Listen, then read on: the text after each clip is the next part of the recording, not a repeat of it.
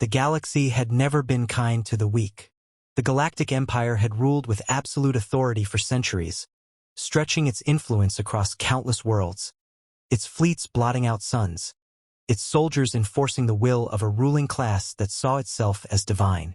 It was a system built on power, on the relentless subjugation of lesser species. Humanity had been late to the stars, but they had learned quickly. They had tried diplomacy, treaties, even subservience where necessary. They had been civilized. Then the massacre at Kasara happened. Kasara had been a jewel, a lush planet settled by humans barely 100 years prior. It had grown into a beacon of human progress, its cities blending seamlessly with the forests and oceans, its people proud but unassuming. When the Empire's fleet arrived, there had been no warning, no demands, no pretense of negotiation. The orbital bombardment lasted 3 days. By the time the warships moved on, the planet's surface was nothing but charred ruins and silence. The official statement from the Empire claimed it had been a necessary deterrent. No further explanation was given. Earth's leaders had called emergency councils, their voices strained, their hands shaking.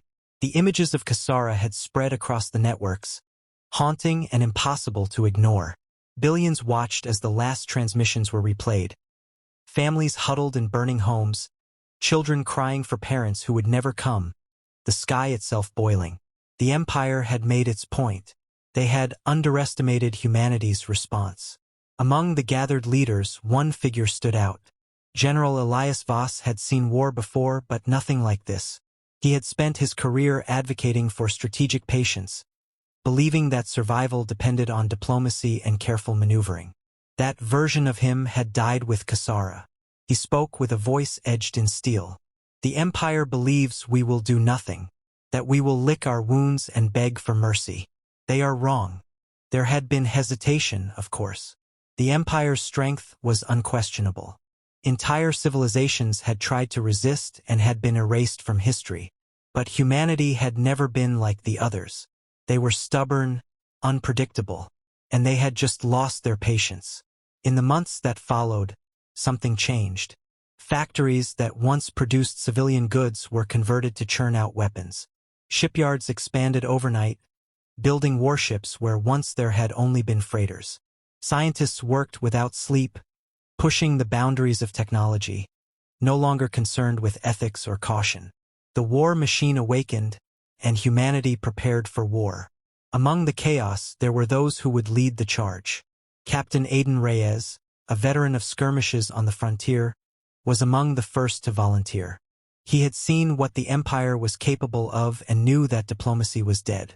Then there was Celine Ward, a strategist whose mind worked faster than any computer, mapping out battles before they had even begun. And in the heart of it all, Elias Voss, no longer a general in title alone, but the spearhead of humanity's wrath. The first strike came sooner than the Empire expected. A listening post lightly defended, far from the Empire's core systems. It was a test, nothing more, a way to see if humanity had the stomach for war. Reyes led the assault, his ship cutting through the station's defenses with ruthless precision. There were no negotiations. The Empire had taught them that lesson. The post was destroyed in less than an hour. The response was immediate. Imperial forces began mobilizing, dismissing the attack as the desperate flailing of a doomed species. But humanity had no intention of stopping. This was only the beginning. As the embers of Kasara still smoldered, humanity whispered its response to the void. Not anymore. The first strike had been a whisper, a fleeting disturbance in the vast expanse of Imperial-controlled space. The destruction of the listening post barely warranted a footnote in the Empire's war logs. It was a nuisance, not a threat. They did not understand. Aiden Reyes stood on the bridge of the Valor, staring out into the abyss, his hands clenched behind his back. The ship hummed beneath him, its reinforced hull a testament to humanity's newfound purpose. Every vessel, every soldier, every ounce of effort was now dedicated to one singular truth. The Empire would burn.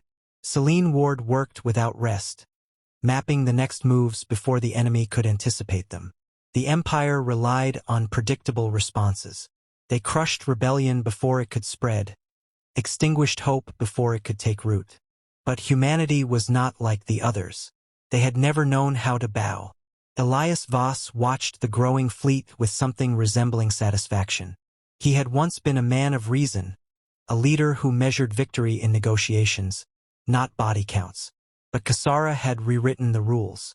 The men and women before him did not need speeches. They needed action, and he would give it to them. The plan unfolded with precision. Humanity had no interest in drawn-out wars of attrition. The Empire's strength lay in its sheer size, in the weight of its war machine. But even a behemoth could be cut to pieces if one knew where to strike. Selene found the weaknesses, Reyes led the charge, and Voss ensured no one hesitated when the moment came.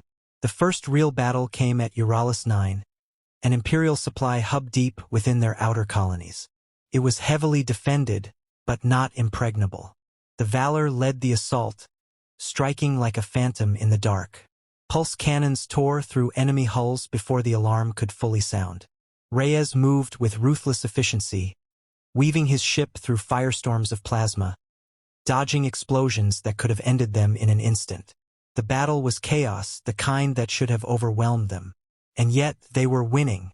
When the last Imperial vessel fell silent, Euryalus 9 belonged to humanity. It was more than a victory, it was a declaration. Supplies were seized, Imperial databases were stripped, and the survivors were left with a single message. The war had begun. The response was swift. Imperial fleets mobilized, descending upon what they believed were isolated pockets of rebellion. But humanity had learned. They did not fight on the Empire's terms. They struck and vanished, leaving only wreckage in their wake. Ships built in secret, weapons forged in desperation, tactics that had never been written in any manual. The Empire could not keep up. Selene saw it before anyone else. The shifting formations, the increasing desperation. The Empire was powerful, but its strength was not infinite. For the first time in centuries, they were reacting instead of dictating. The balance of power had begun to waver, but victory came at a cost. Every battle claimed lives. Every planet left scars that would never fade. Voss carried their names, each fallen soldier another weight upon his soul.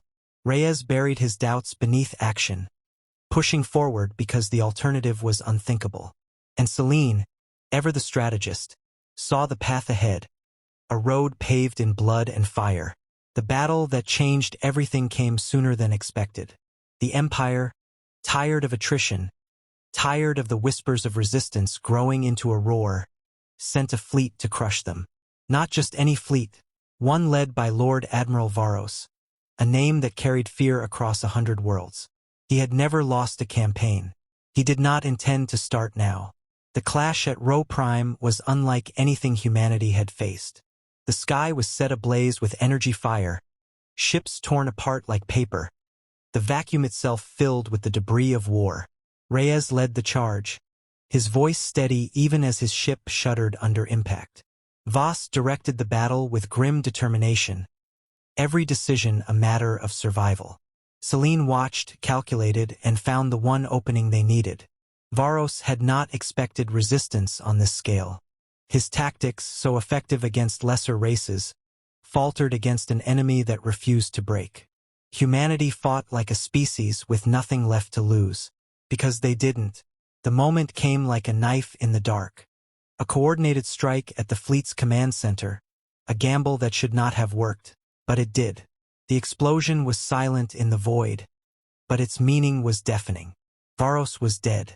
The Empire's fleet, leaderless and floundering, began to collapse. Humanity had done the impossible. They had taken a legend and shattered it. The war was far from over. The Empire would not fall in a day. But for the first time, the stars whispered a different story. Humanity was no longer running. They were hunting. The Empire did not acknowledge defeat. It was an entity that had ruled for centuries, grinding civilizations into dust beneath its heel. Yet now, for the first time in its history, it bled. The death of Lord Admiral Varos had sent shockwaves through its ranks. Entire fleets hesitated. Commanders second-guessed their strategies. and whispers of rebellion spread like wildfire. But wounded beasts were the most dangerous, and the Empire had begun to lash out. Elias Voss stood in the war room of the Resolute, his eyes locked on the star map before him. The battlefield had shifted. Humanity was no longer simply surviving. They were advancing. He could feel the weight of it in his bones. Every fallen soldier, every lost ship, every planet reclaimed. It all led to this moment. The final push was coming. Celine Ward analyzed the intelligence reports with meticulous precision. The Empire had fortified its core worlds, drawing a line in the stars, daring humanity to cross it. It was a predictable move, but also a desperate one. The once invincible war machine was consolidating, retreating to defend its most vital systems. She knew what it meant. They were running out of time. Aiden Reyes had no interest in maps or grand strategy. He lived in the moment in the cockpit of his ship, where survival was measured in milliseconds. He had fought too long, seen too much to believe in easy victories. He understood the enemy in a way few did, cornered and humiliated. The Empire would not surrender. They would burn the galaxy before they admitted weakness. The counterattack came hard and fast. Imperial forces struck deep into human-held space, a calculated effort to disrupt supply lines and fracture alliances. The battles were brutal, and though humanity held the line, the cost was staggering. The Empire was making them bleed for every inch gained. Then came the transmission, an intercepted message, buried within Imperial communications, decrypted by Celine after days of relentless work. A name emerged from the data: High Sovereign Malachar, the true architect of the Empire's reign, the shadow behind the throne. If there was a single point of failure in their enemy's armor, it was him. The decision was made before the conversation ended. This war would not be won by endless battles. It would end at its heart. Humanity would take the fight to the Imperial capital. The fleet moved swiftly, cutting a path through enemy defenses with ruthless efficiency. Each battle was a step closer to the final confrontation. Reyes led the charge through the burning wreckage of Imperial cruisers, his squadron carving through defenses with relentless fury. Celine coordinated the assault with cold precision, predicting the enemy's every move before they made it. And Voss, always at the center, carried the burden of command, his orders shaping the war's final act. Then, at last, they arrived. The Imperial homeworld loomed before them, a jewel of civilization built on the bones of 1,000 conquered species. Its orbital defenses bristled with firepower, its fleets stretched across the void like a wall of steel. It was an impossible fortress, and humanity did the impossible. The battle was chaos given form, a storm of fire and metal that swallowed the stars. Ships were torn apart, explosions rippled through the darkness, and the very air inside the Resolute trembled with the force of battle. Reyes led the final assault, his ship a streak of vengeance against the Imperial command stations. Celine fed him data tracking enemy movements with surgical precision. Voss watched it all unfold, his orders carrying the weight of fate itself. Then the moment came, a breach in the planetary defenses, a single opening leading to the High Sovereign Citadel. It was a chance that would not come again. Voss led the ground assault, his boots hitting the surface of the planet alongside soldiers who had fought too long to falter now. Streets turned into battlefields, Imperial forces crumbling beneath the weight of an enemy that refused to break. They fought through the corridors of the Citadel, the last bastion of the old regime, until at last they stood before Malachar himself. The High Sovereign did not beg. He did not plead. He simply stared at Voss with the cold eyes of a man who had ruled through terror and knew nothing else. He whispered words of defiance, promises that the Empire would never truly die. Voss silenced him with a single shot, and just like that, the war was over. The Empire did not collapse in an instant. It took time for the echoes of its fall to spread, for its remnants to be hunted down, for the liberated worlds to understand that the nightmare had ended. But the moment Malachar fell, the war had been won. Humanity did not celebrate. There were no grand parades, no triumphant speeches. They had not fought for glory. They had fought because there had been no other choice, because Kasara still burned in their memories. because they had learned what it meant to be civilized, and what it meant to abandon that civility when the universe demanded it. The stars had changed, and so had they. The war was over, but the killing had not stopped.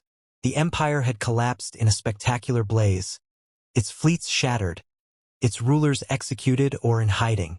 Yet the remnants of its vast dominion still stretched across hundreds of systems, tangled in chaos. Without a central authority, warlords carved up the ruins, old rivalries ignited, and countless worlds once crushed under imperial rule were left to fend for themselves. Some sought peace, others sought revenge.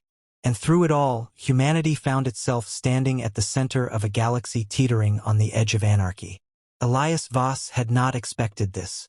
He had prepared for war, had shaped humanity into a weapon honed for destruction. But what he faced now was not a battlefield, it was something worse. There were no clear enemies, no grand fleets to crush, only uncertainty and the weight of power pressing down on his shoulders. He had led a war of survival. Now he was expected to lead something infinitely more fragile. Peace. Celine Ward sat in the dim glow of a war council chamber, staring at the fractured galactic map before her. Factions were emerging, alliances forming and breaking in real time. Some former imperial systems had embraced the fall of their oppressors, eager to build something new. Others refused to yield, clinging to the remnants of the old order, raising banners that still bore the sigil of a dead empire. And then there were the opportunists, pirates, slavers, and mercenaries descending upon unguarded systems like vultures. Aiden Reyes had found his role simple during the war. Fight, survive, repeat. But now, there were no battle lines, only shifting fronts where friend and foe were separated by little more than words and broken treaties. He led strike teams against rogue imperial holdouts, but it was never clean. Every world they liberated was another world that needed protection. And humanity did not have the numbers to be everywhere at once. The first real test came sooner than expected. The Tanadar Syndicate, a ruthless faction formed from remnants of the imperial military, had seized 3 key systems along a crucial trade route. They had once been high-ranking officers, now warlords in all but name, using their experience and resources to carve out their own empire in the ashes of the old. Voss knew what had to be done. The fleet moved swiftly, driving deep into Tanadar-controlled space. Reyes led the assault teams on the ground, striking with the precision and brutality that had won them the war. Celine mapped the campaign with cold efficiency, finding weaknesses before they could be exploited. But this was not like before. These were not battles for survival. These were wars of choice. And with every city reduced to rubble, every enemy ship burned from the sky, the question hung over them like a blade. What was humanity becoming? The fighting was relentless. The Tanadar Syndicate was desperate, but desperation made them dangerous. They used civilian populations as shields, turned entire planets into battlegrounds. Humanity won, but the cost was steep. By the time the final system fell, Voss could barely bring himself to look at the casualty reports. They had not come here to be conquerors, yet the fires they had left behind told a different story. After the war, humanity had been seen as liberators. Now, the galaxy watched with wary eyes. Some called them saviors. Others called them tyrants in the making. Voss had never cared for titles. He only cared for the weight in his chest that grew heavier with every order given, every decision made. The moment that haunted him came not from the battlefield, but in the silence after. A transmission intercepted from a distant world. A voice whispering in the void. They are no different. It was a child's voice. The war had ended. The killing had not. And somewhere along the way, Elias Voss had begun to wonder if peace was ever truly an option.